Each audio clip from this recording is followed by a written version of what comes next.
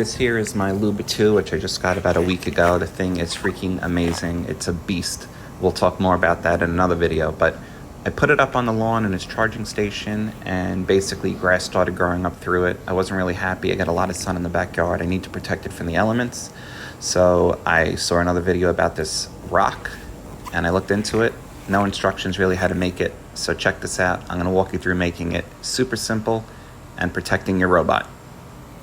The things I was debating is what to put on the ground, and I found this rubber barbecue mat that was under my barbecue. Really sturdy rubber and flexible, and it seems to work. Really good idea. I was playing around with a bunch of different tools to see what can cut this. Some of the saws I was trying to use was melting this a little bit. I tried using a Dremel tool and a Sawzall. The vibration wasn't good. I tried a sheetrock thing. So what I found was this actually makes a really clean cut. And you want to make a door opening.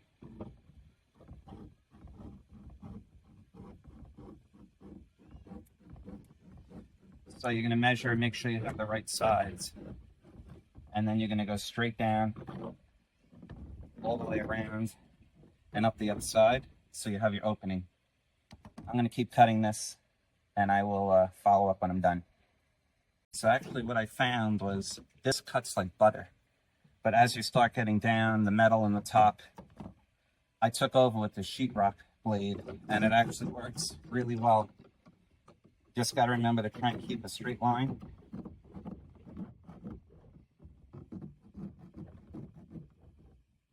And again, I'll come back when this is a little more finished, but this is going through not as easy as the other one, but it is working.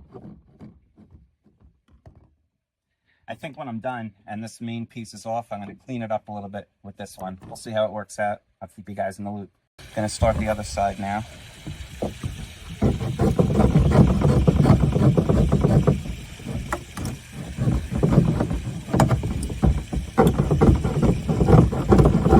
So what I'm finding here is that if you take the sheetrock saw and put it all the way in, and then just use your force to pull it out and down, that's making the cleanest cut with the lowest amount of effort.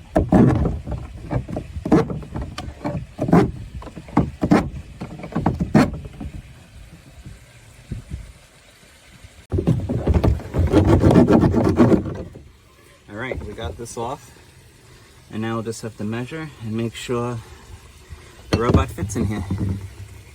See, this is really flexible. It bends, but it's not going to break or crack. Really sturdy. I have it up here on my rubber mat, which should stop all the grass from growing through. And I'm going to back it up now, which I'm probably not going to be able to record and show you. But we'll see if it fits. We might have to trim a little bit more off the top there. We are definitely a bit short here.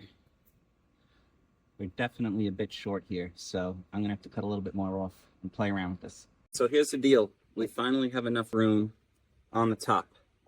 We just have enough clearance. Maybe when it's on the charger, I might want to go down a little bit more. This is something you're going to have to keep adjusting. But I noticed that the opening, the tires are rubbing. So I'm going to take a little bit more, maybe an inch off each side. And this is something you'll have to work out with your robot and your terrain. And if you have grass or putting it up on a cement, got to trim this square up perfectly. Going to keep cutting. I'm not going to bore you. The other things I wanted to point out is you'll see as I'm cutting, it's nearly impossible to make a straight line, but the beauty of it is this is supposed to be a rock, not supposed to be perfectly lines. We wanted a little ripply to look natural. So I'm pretty happy with the way it looks. I'm going to go test it out again, and hopefully I made it wide enough now.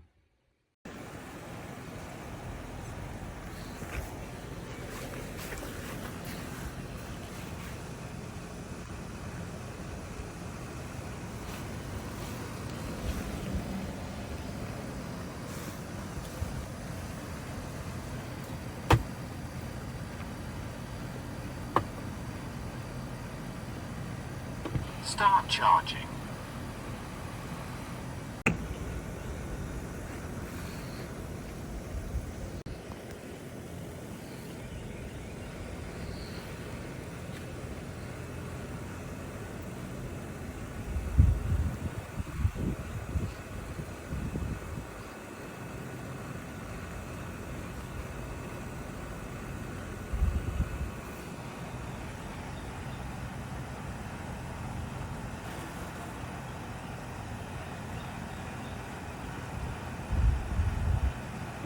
Start charging.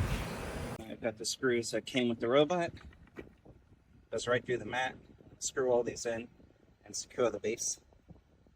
Alright, I got the base all secure down. It's nice and tight, not going anywhere.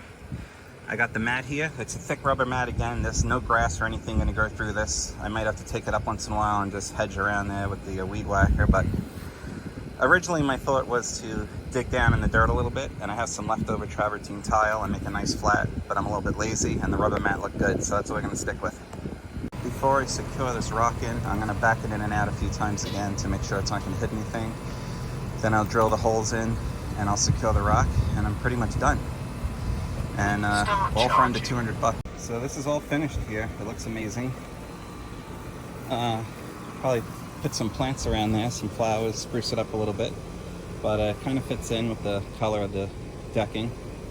And it does get some airflow in there. What was really neat is the antenna receiver fits right through the back hole. So that secured this even more. And I even moved the charger a little bit, a couple of inches back, and it had no impact on the mapping. So we'll see how that works out. But all the links, if you want the mower, Luber 2, which is a freaking awesome mower. Check out this slope I have back here. This slope is huge. It handles it no problem. And all the tools and the rock are all below. Hope you enjoyed it.